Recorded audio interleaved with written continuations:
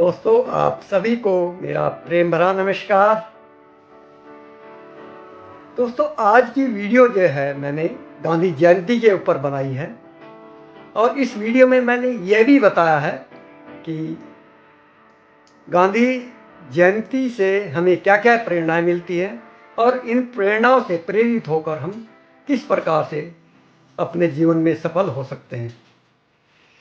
यदि एस्ट्रोलॉजी की दृष्टि से भी देखा जाए तो गांधी जयंती का एस्ट्रोलॉजी से भी एक बहुत बड़ा संबंध है।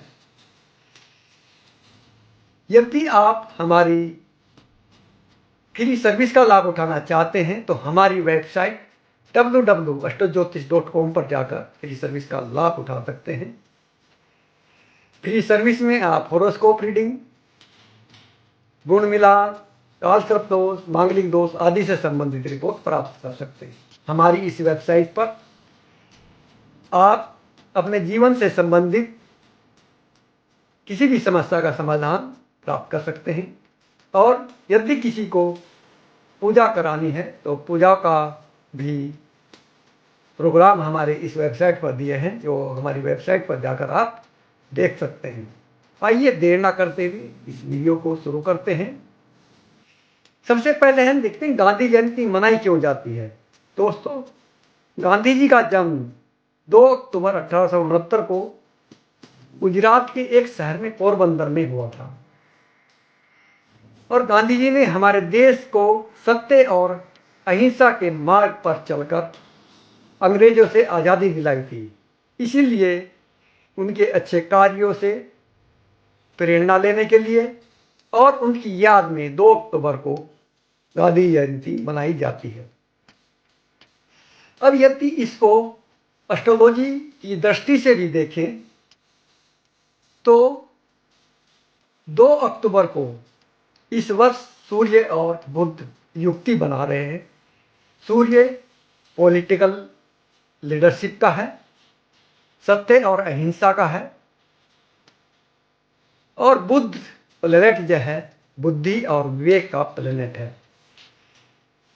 राष्ट्रपिता महात्मा गांधी भी एक बहुत बड़े पॉलिटिकल लीडर थे और बुद्धि और विवेक से वो सब कार्य करते थे। इन्हीं के बल पर उन्होंने हमारे देश को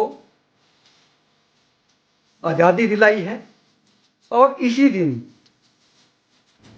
शनि और केतु की भी युक्ति बन रही है। शनि कर्मठता को दर्शाता है और केतु आध्यात्मिकता, आज़ादी और मुक्ति को दिखाता है। राष्ट्रपिता महात्मा गांधी जो हैं बहुत ही कर्मठशील थे और आध्यात्मिकता के मार्ग पर चलते थे। अहिंसा और सत्य के मार्ग पर ही वो अनुसरण करते थे। इसीलिए उन्होंने सत्य और अहिंसा के मार्ग पर चलकर ही अंग्रेजों को पराजित करके हमारे देश को आज़ाद करा था। जिस प्रकार से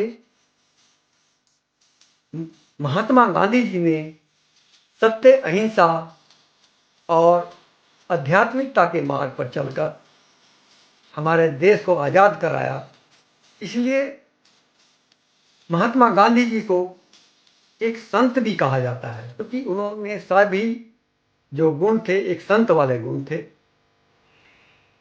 और हमसे हमें ये प्रेरणाएं मिलती हैं कि हम भी यदि अपने जीवन में इस संसार से मुक्त होना चाहते हैं, तो आज़ादी पाना चाहते हैं, तो हमें सत्य और अहिंसा का अनुसरण करना होगा। आध्यात्मिकता और धर्म के रास्ते पर चलकर ही हम इस संसार से मुक्ति पा सकते हैं। तो इस प्रकार आप इस विश्वास के साथ आगे बढ़ें कि सत्य और अहिंसा एक ऐसा शस्त्र है जिसको कोई सा शस्त्र नहीं काट सकता है और सत्य और अहिंसा के रास्ते पर चलकर ही हम अपने जीवन के प्रत्येक समस्या का हल कर सकते हैं। हर समस्या पर हम विजय पा सकते हैं। Thank you. जय श्री कृष्णा। राधे राधे।